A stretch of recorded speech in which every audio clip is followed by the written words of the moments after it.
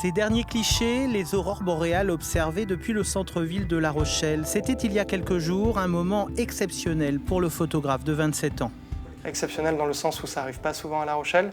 Et aussi, on a une météo assez capricieuse par ici. Donc là, les conditions étaient parfaites. On avait un ciel clair pour observer et pour photographier. Originaire de Marseille, Raphaël est arrivé sur La Rochelle il y a seulement 4 ans. Une révélation, dit-il. Aujourd'hui, il partage sa vie entre son métier, il est informaticien, et la photo. Et quand il ne photographie pas les aurores boréales, il s'intéresse au paysage, au sport et à l'architecture.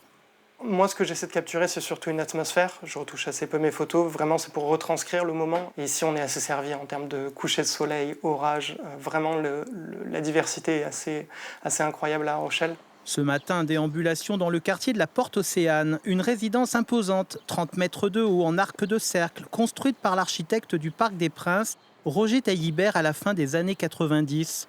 Courbe, segment de droite, une mine d'or pour Raphaël. Ici, honnêtement, c'est une arène pour les photographes. On peut faire plein de choses. Et le même lieu va pouvoir être pris en photo et redécouvert à chaque fois. Précisément, ces photos-là, je vais les partager donc sur Internet pour les faire découvrir au plus grand monde et justement pouvoir faire en sorte qu'elles soient réutilisées, quoi.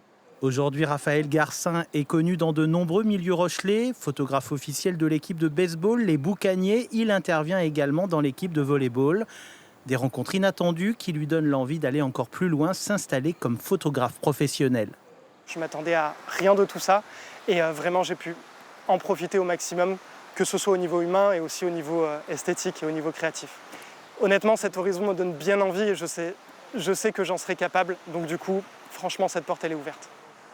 La série de photos sur les aurores boréales qu'il a pu réaliser le week-end dernier dans le ciel rochelais a été un coup de projecteur supplémentaire sur sa carrière de photographe amateur.